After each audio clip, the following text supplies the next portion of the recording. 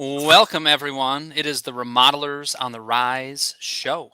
And I have, can I call you my friend and client? Of course. Oh, good. I have my friend and client, Laurel Winkel, with SheBuilds Kitchens. She's out west in beautiful. What city would you say you're in? Port. We are just southeast of Portland, Yeah, about a half hour or so. the Greater Portland, Greater Oregon Portland area. area. And she has been on this show. We were just reminiscing. She has been on this show probably about a year or so ago, probably maybe a little more than that. Maybe a And it year was and a half. year and a half. Wow, time Yeah, flies when maybe. you're having fun. Yeah. And it was a little bit more of a, hey, let's do kind of a live coaching call. We were working through some different things that she was struggling with. And I was just saying, oh, you've made it, Laurel, because now you're back and you're like a special expert guest. How does that feel? I don't know about expert, but I'm looking forward to it. It's going to be fun. Good. As we were kind of laying out the winter into spring schedule, I was thinking about some of my clients who are doing unique things. I was thinking about topics that would be helpful for remodelers listening to this. And I thought about, Laurel is very, very focused in on one type of project. She does kitchens. I mean, the business name says She Builds Kitchens. Do you have any questions, people? And it's been something that's been very helpful to her and to her growing the business and to continue to grow the business in a lot of ways. So the main theme of our conversation and of the show today is, do you want to continue to be kind of jack of all trades, master of none? Do you want to continue to focus on, quote unquote, focus on 6 different types of projects? Or have you thought about narrowing that down into just one or even just 2 or 3? There's some strategy to be thinking about here. There's some pros and cons. And what you're going to hear is the story of somebody who has narrowed it down to one type of project. And she has some things to share with us and some experiences to share with us on that. So, Laurel, thank you so much for doing this. And why don't you go ahead and introduce yourself, maybe a little bit of how you got into the business, and maybe parlay that into how did you arrive at just doing kitchens, Laurel? Well, I started my remodeling business about 5 years ago after going back to school at the age of 40 when my kids had all gone off to school and I decided I was ready to really just kind of do what I had been wanting to do forever. So I went back to school and got certified in kitchen remodeling and construction in general, that sort of thing, and started our business. And it really took off from there pretty quickly. I focused on kitchens because I've always loved kitchens. I've always been fascinated with the idea of organization and just the functionality in kitchens and that sort of thing. And the kitchen is really the place in your house that is, they always say the heart of the home. It is. It's totally the heart of the home. And if you That's don't like not your just a kitchen, you don't cliche like your thing to house. say. That's not just a cliche line. That's It's actually not. It's not a cliche line. If you love your kitchen, you love your house. And if you don't like your kitchen, you don't like your house. I mean, that's really the long and short of it, because that's where you spend so much time. 2 things I want to hear more about. One, you're the one that said your age. You said I was 40 and I've been wanting to do this. Now, you and your husband had done some previous businesses, but you had kind of been itching, that had an entrepreneurial itch and been wanting to go into remodeling and design. And once the kids were of a certain age, you finally pulled the trigger.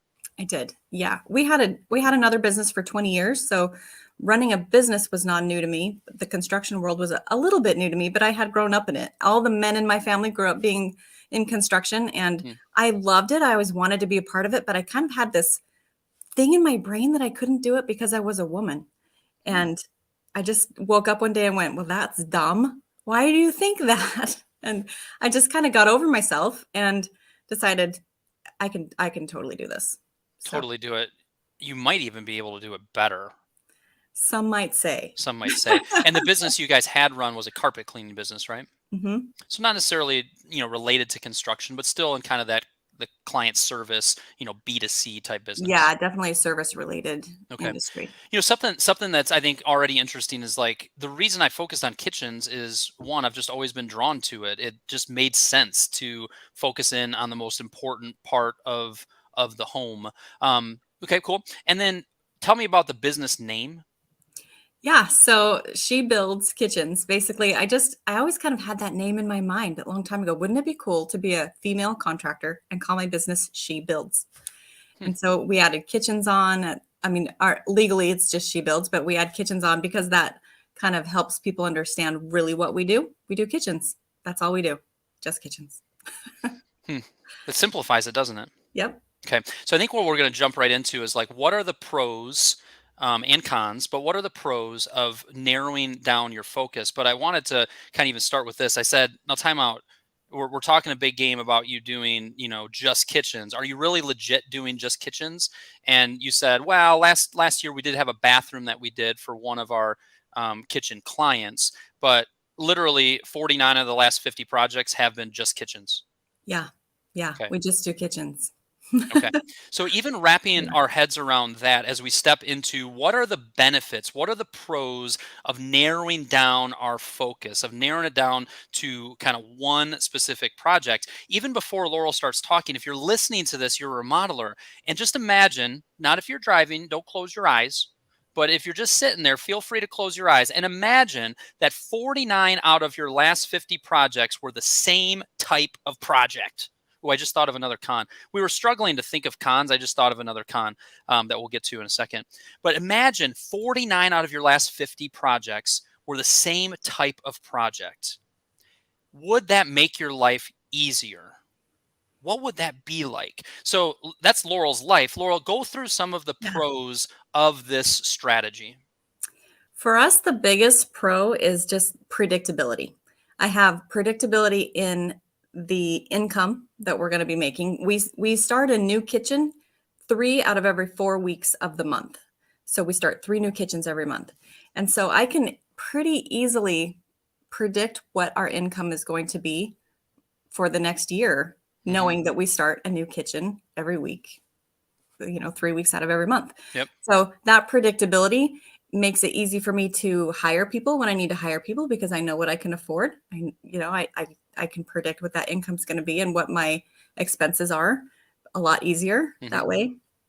And estimating is more predictable.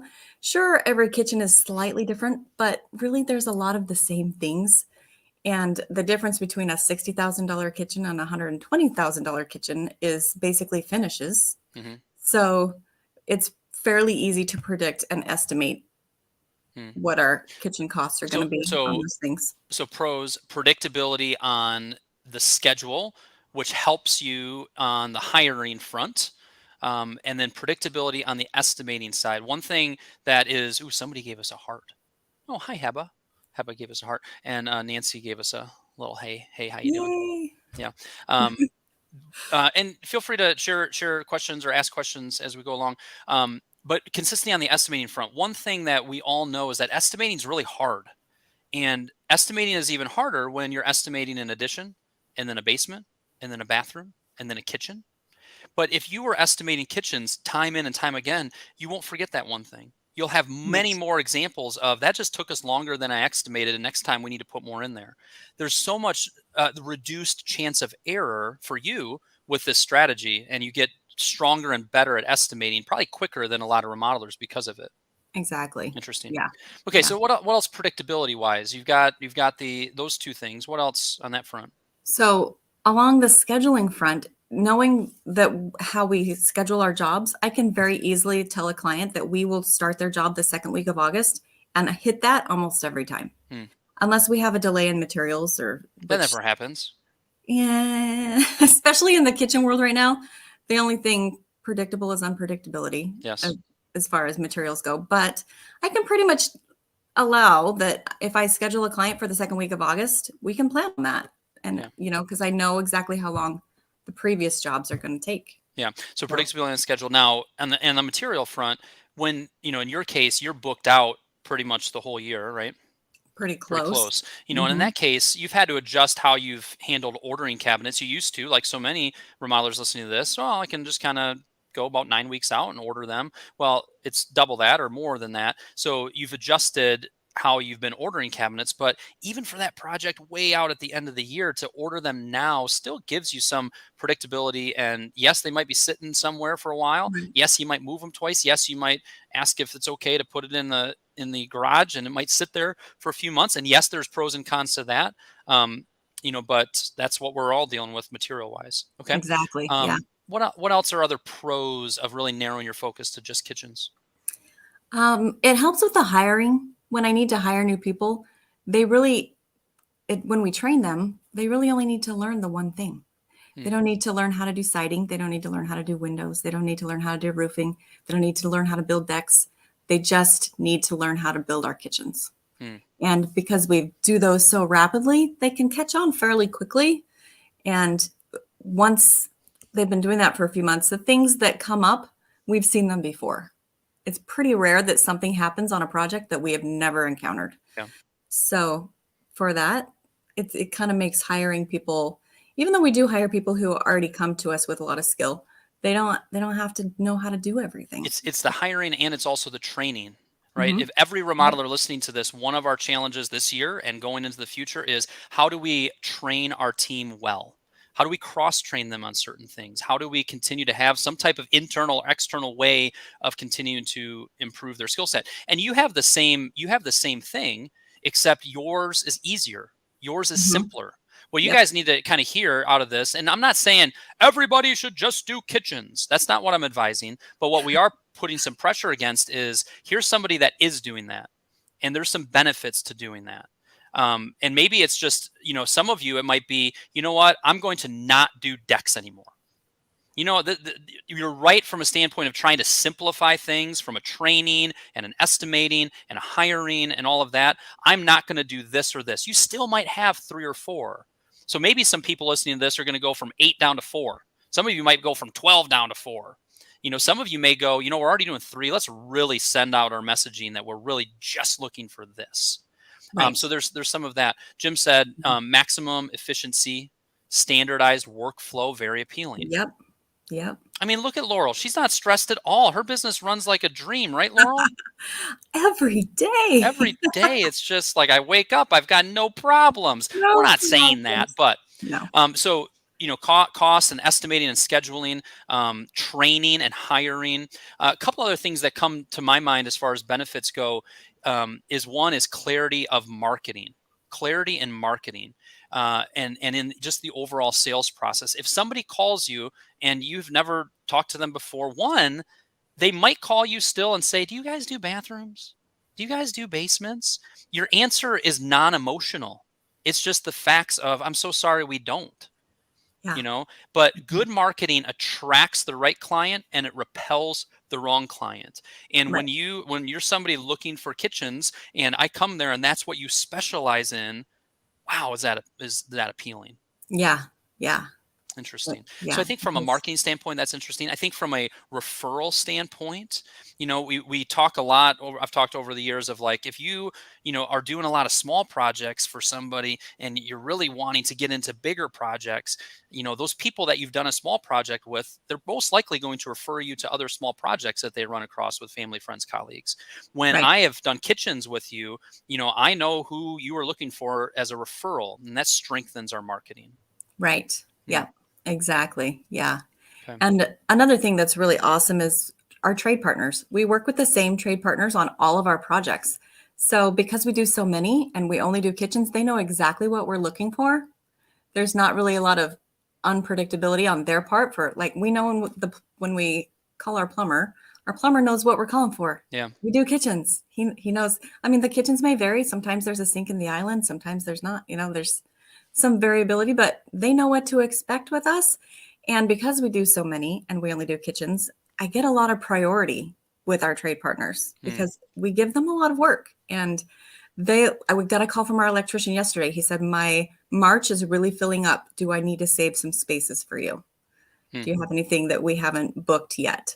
So it gives me priority with our trade partners, which right now is really important because Yeah. so many of them are so swamped that, you know, and then if I have something that comes up kind of last minute, something that's urgent, they're much more willing to squeeze me into their schedule Because because that we consistency. have a good relationship. Yeah. Yeah. Jim said, do you have an outlet partner for lead overflow or non-ideal leads?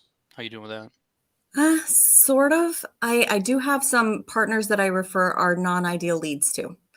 Things that, when somebody says, I want a new kitchen, but I think we want to blow out this wall and do an addition. Nope, that's not us. We Yep. don't do additions. Even if it's a kitchen, we don't do additions. And so I have people that I kind of farm that stuff out to. And when people come to me with really smaller projects, like we just want to replace our countertops, maybe put in some new floors.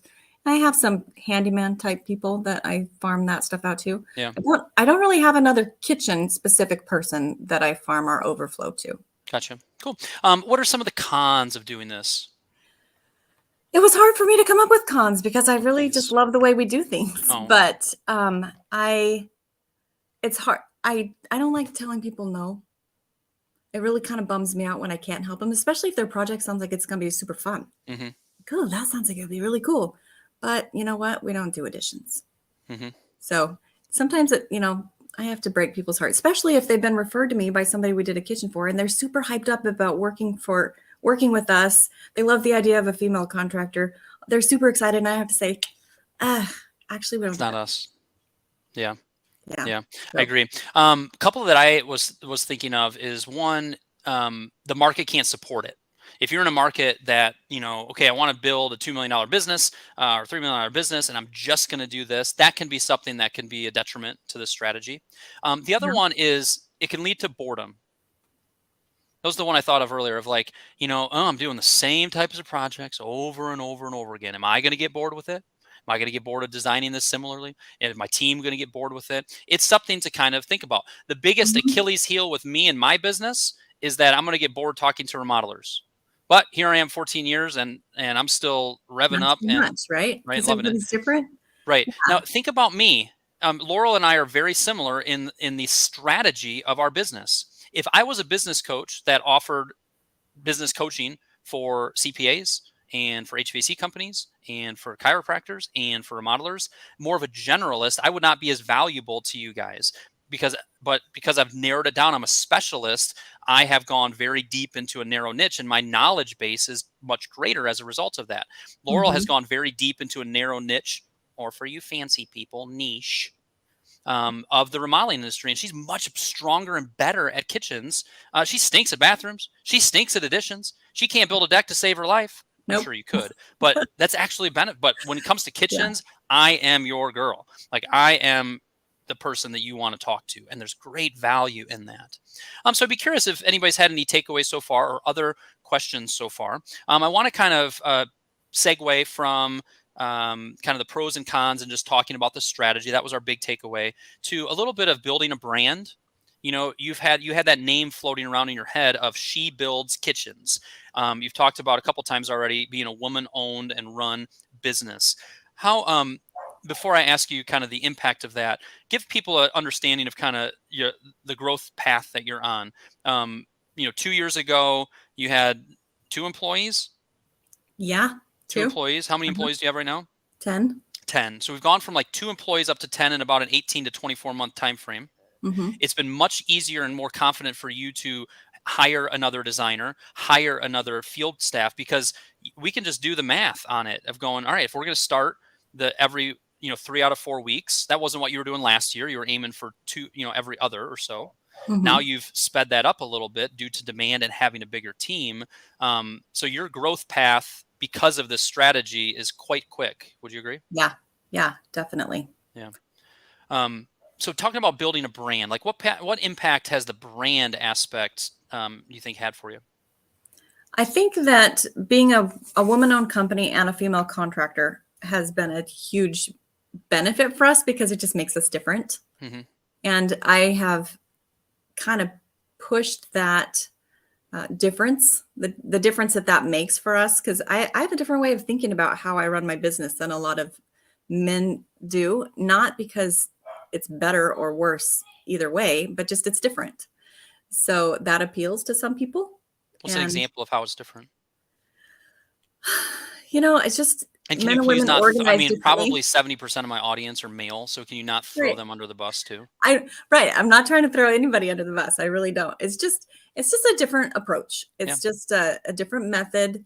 Women and men just think differently. So it's just doing things. Right. And let's be honest, when you walk in as a woman-owned business and as a female contractor, you got a stinking advantage.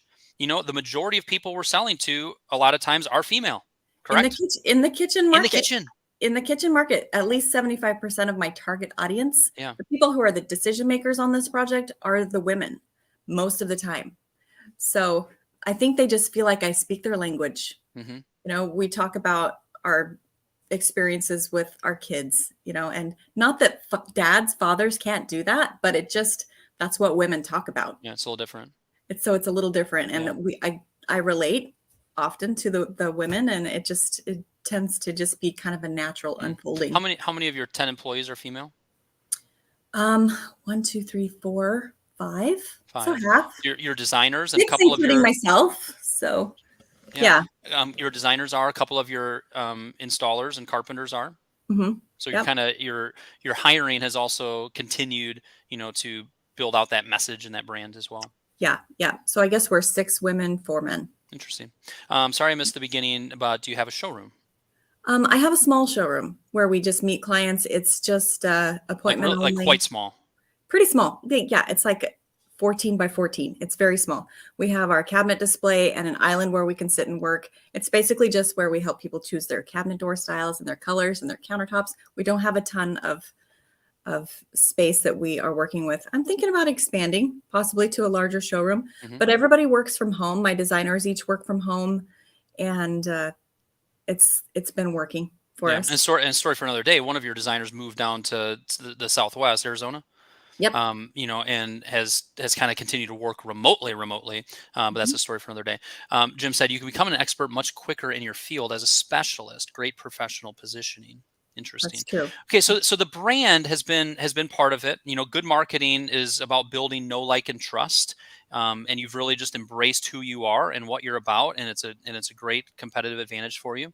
When you had reached out to me 2 years ago or whenever it was, this was what your email said to me. Well, at first you talked about me. You're like, I've been following your podcast and stuff. You're amazing. You're brilliant. Blah blah blah. I didn't copy and paste all that in, but you said I've got big plans for my business, like really big. And my vision is very clear.